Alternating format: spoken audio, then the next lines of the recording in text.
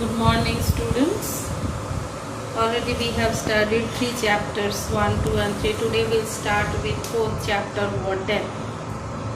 You all are knowing all importance of water, yes or no? Without water we cannot live. Like without air we cannot live.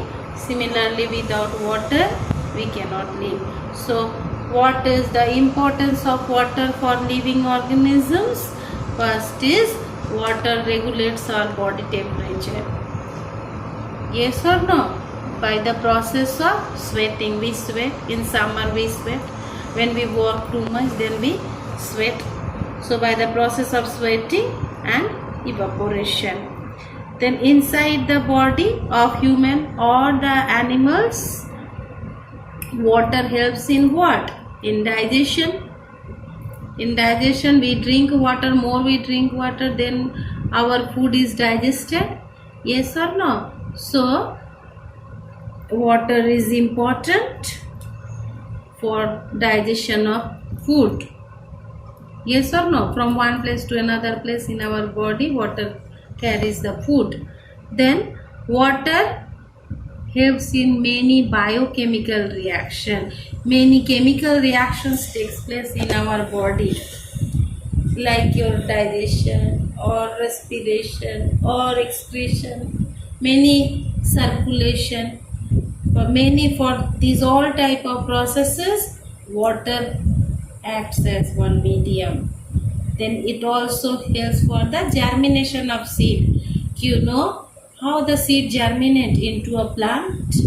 We pour water in soil, then only water works. When we put the seed into soil, then we have to pour water. Then after some days we can see the seedling comes. Yes or no? So for germination of seed, for the growth of the plant, for the photosynthesis, water. You know photosynthesis. What is photosynthesis? In photosynthesis, carbon dioxide plus water act together to give glucose. Yes or no? So these are the importance of water for living organism. Not only for living organisms,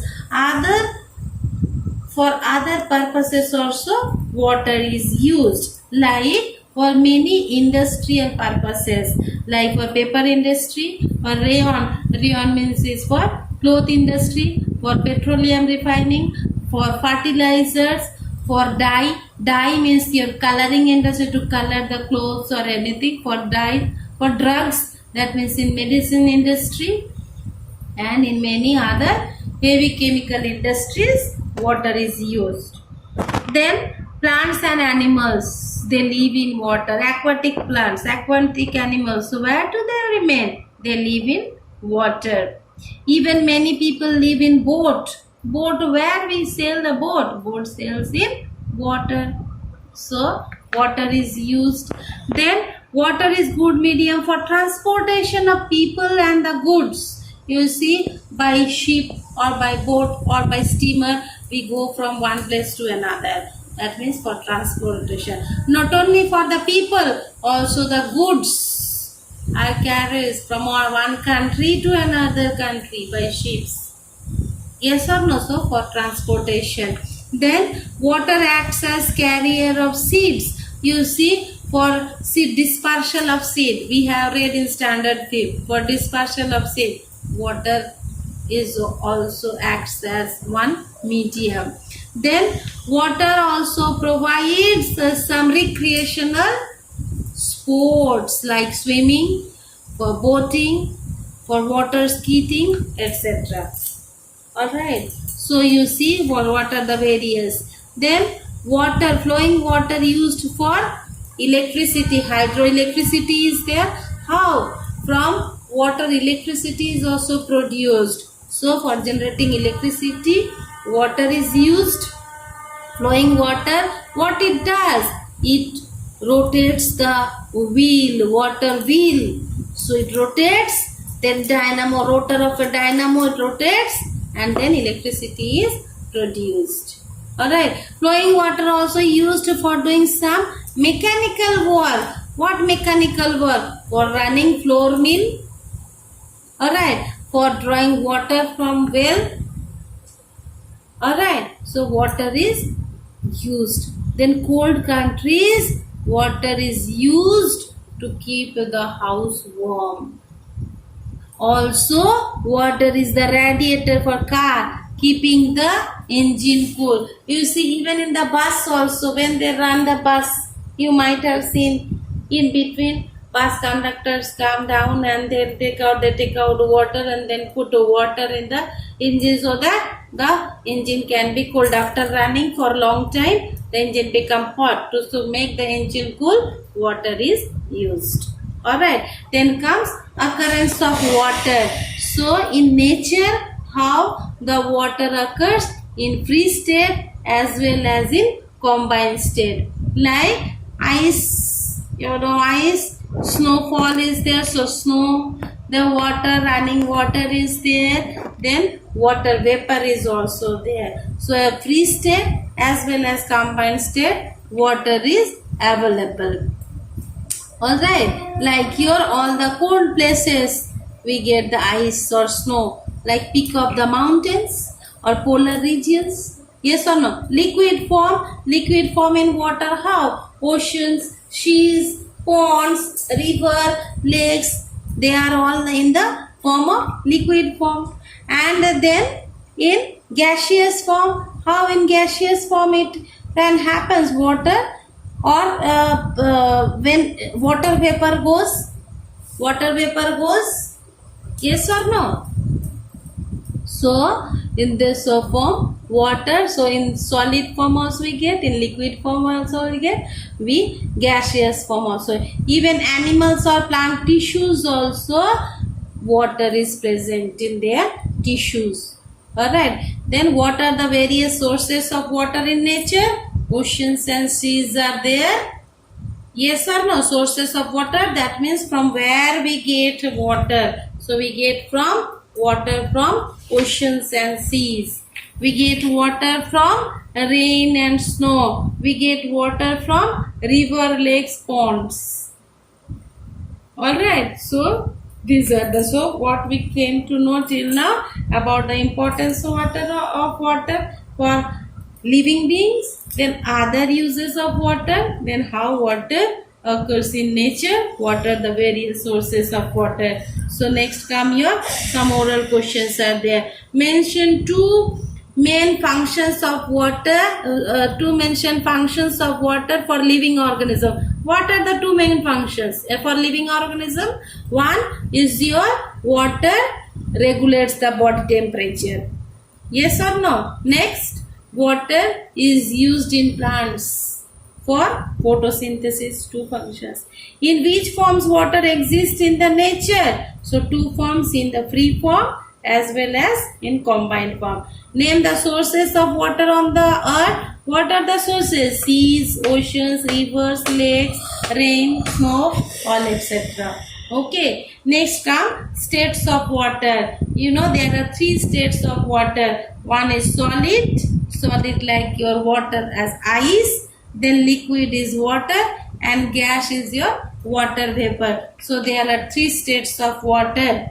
These three states of water can be interchanged. You see, ice is the solid form. When ice melts, then it becomes water. That means on heating, ice become water. And when water is boiled, heated, then it becomes steam. Once again steam. You see when the water vapor comes out, if you put the lid over there, what happens? Water becomes cool, that means steam cools, that means condensed, and then it becomes water. Once again you take the water and keep in the deep freeze, that means you cool water, it becomes ice. So this change of state from solid to liquid, liquid to gas, or gas to liquid, liquid to solid. This is called interchangeability of states of matter.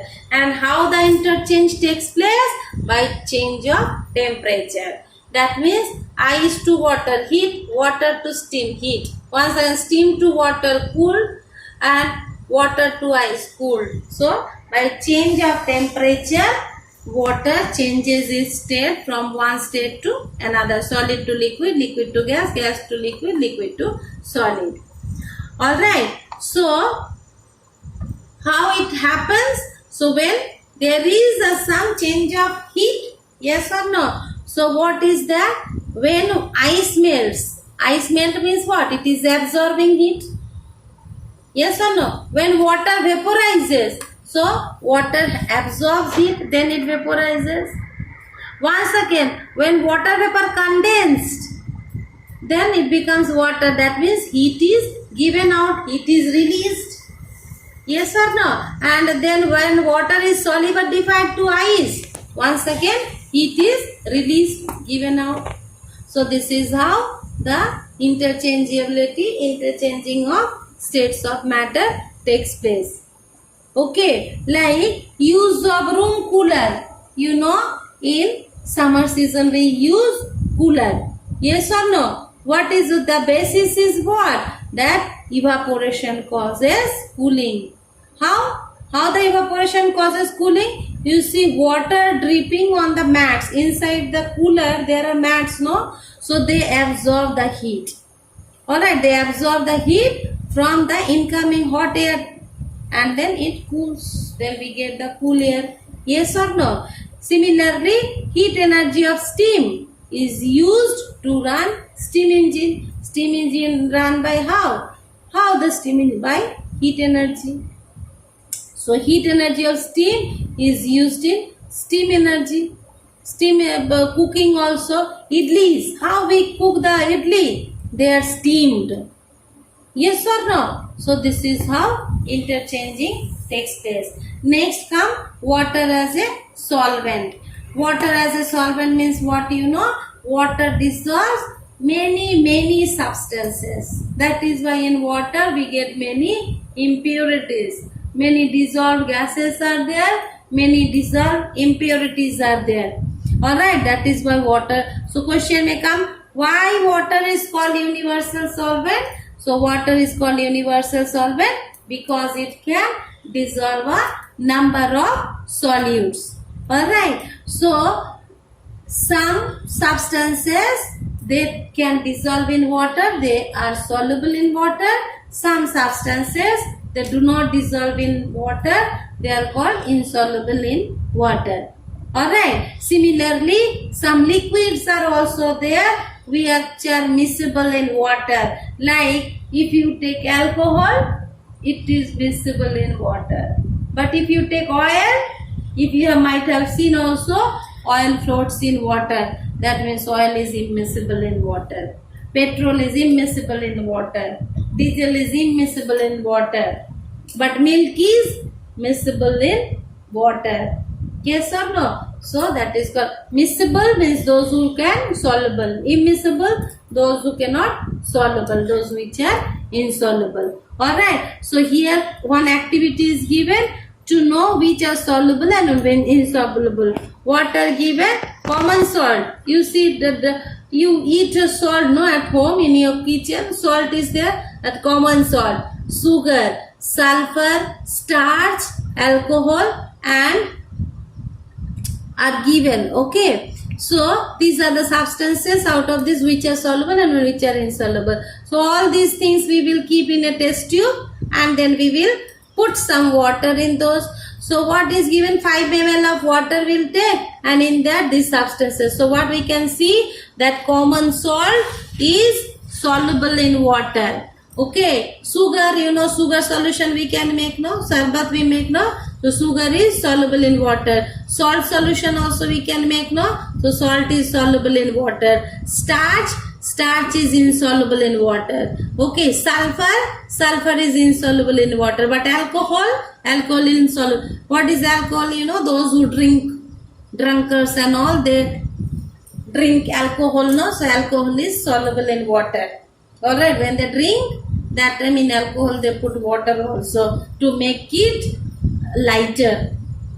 Alright, so these are the things which are soluble, which are insoluble. Next is here comes what is called solute, what is called solvent and what is called solution. So solute is what? The substance which dissolve in a liquid. Like here if I take salt and water, so salt will be called solute.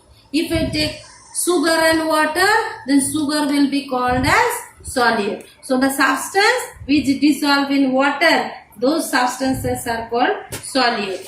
What is called solvent? The liquid in which solute is dissolved.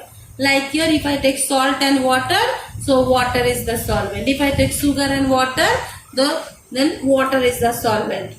Okay, so the liquid in which the substance is dissolved, in which the solute is dissolved, that liquid is called solvent. And what is called solution? Solute plus solvent makes solution. Salt plus water makes salt solution. Sugar plus water makes sugar solution. Alright, what is called saturated solution? So after making the solution, once again if we put some solute and if we see no solution is dissolved, no solution can be dissolved now. So that solution is called saturated solution. So what is the solution?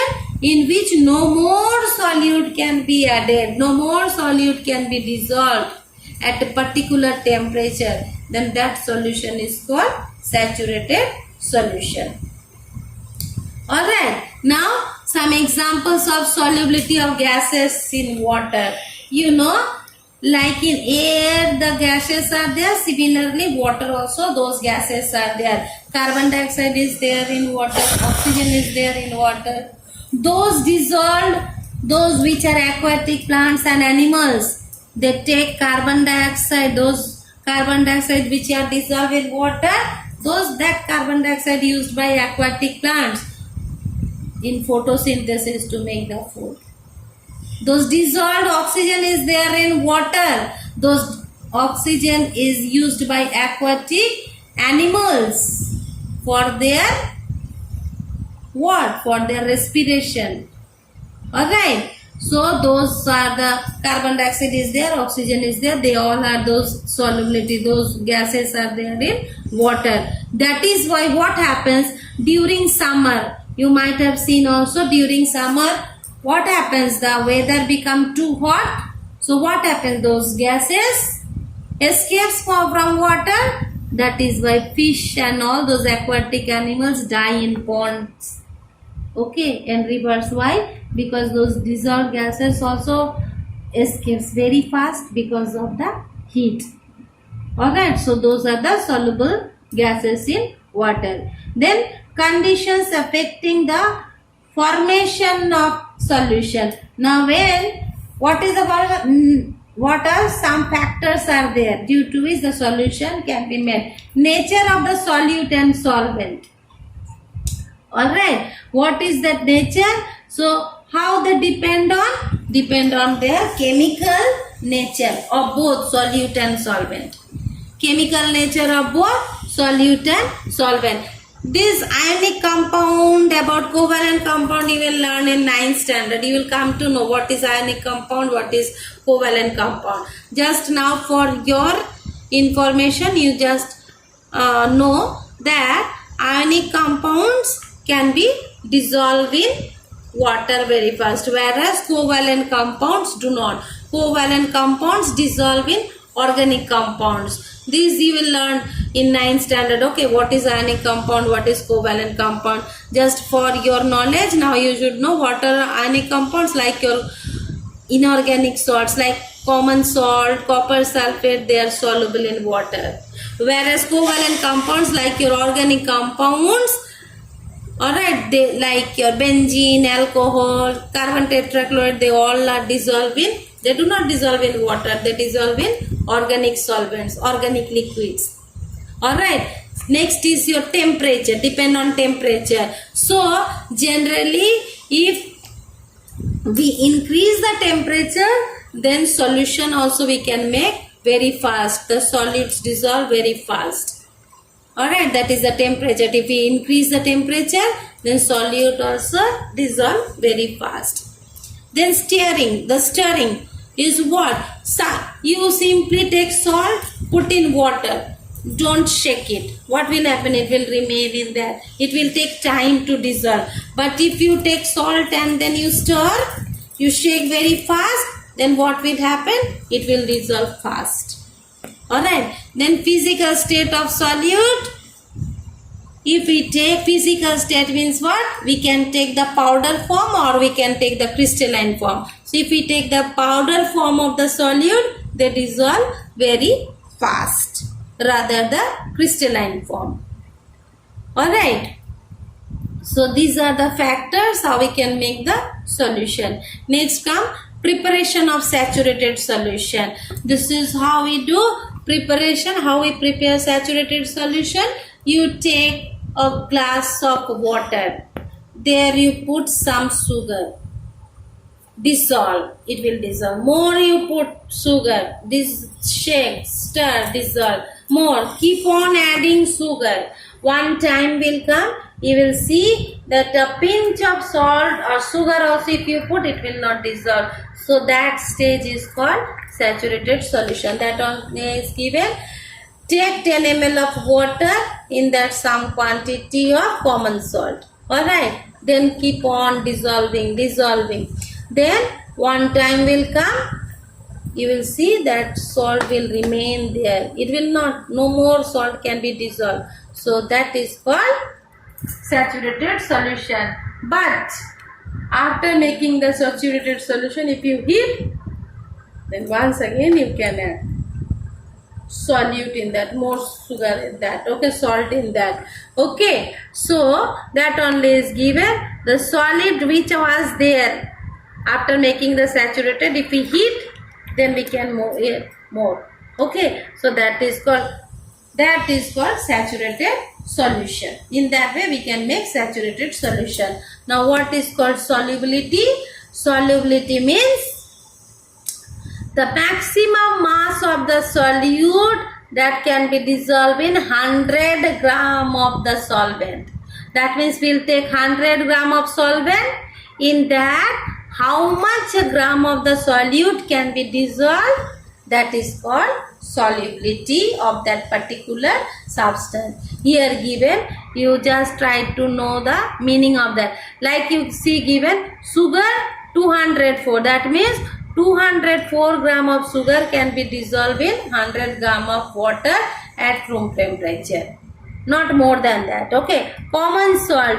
What is solubility given? 36. That means 36 gram of common salt can be dissolved in 100 gram of water at room temperature. Not more than that. Ammonium chloride. What is given? 39. That means 39 gram of ammonium can be dissolved in 100 gram of water at room temperature. Not more than that. Copper sulfate. Given what? 23. That means 23 gram of copper sulfate can be given in 100 gram of water. Not more than that. So that is called your solubility. That means maximum gram of the solute dissolved in 100 gram of solvent. Alright. Now after making the solution, how we can get back the solute once again? That only is given. To obtain common salt from its solution. So make the common salt solution, after that you heat. So keep on heating and heating and heating. So what will happen? One time will come, there will be no more water because water will evaporate, leaving behind the salt back. You will get the residue of the salt. After when the full solution, from the full solution, water will escape. That is called how we get common salt from the solution. Now, how we can get pure water by distillation? The same way, because why we do distillation? Because water is universal solvent. So many dissolved impurities are there. So how do we get? We will take water, impure water in a round bottom flask. Then we will heat it. So when we heat, what will happen? The water will evaporate, water will go. So that when the water will heat, that vapor will come out. We will not allow the vapor to escape. We will put one Liebig's condenser. We will join one Liebig's condenser with the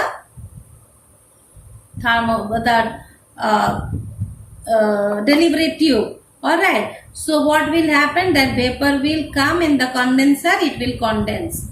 After condensing, Once again, you know, vapor can be condensed, it will come once again become water. So when we will get that water is the pure water, leaving behind the impurities which are dissolved in the water. Those impurities will remain in the round bottom flask, and in another beaker after condensation we will get the pure water. So this is called distillation. And next is your water cycle in nature. You already in standard 3 also you have read about water cycle, how water cycle takes place. That is the circulation of water in nature. How it takes place in summer, what happens from the river, ocean or lakes, ponds, the water evaporates. Yes or no? Also plants also release water in the form of transpiration. Yes or no? So those water vapor goes and they make the cloud.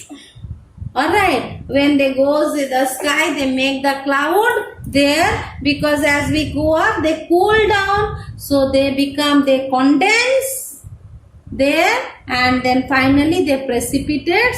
Once again they come to the earth in the form of rain. That happens, that is called water cycle. Water from river, lakes goes up, water vapor goes, water vapor condense, make the cloud, there they condense, once again come back as precipitates, the rain or snow. Okay, that is. What is the importance of water cycle? So water cycle helps in regulating weather on the earth. Also water cycle makes available the various forms on the earth. And most important is the rainwater, which is free, because for agriculture totally they depend on rain. Up to this, thank you class.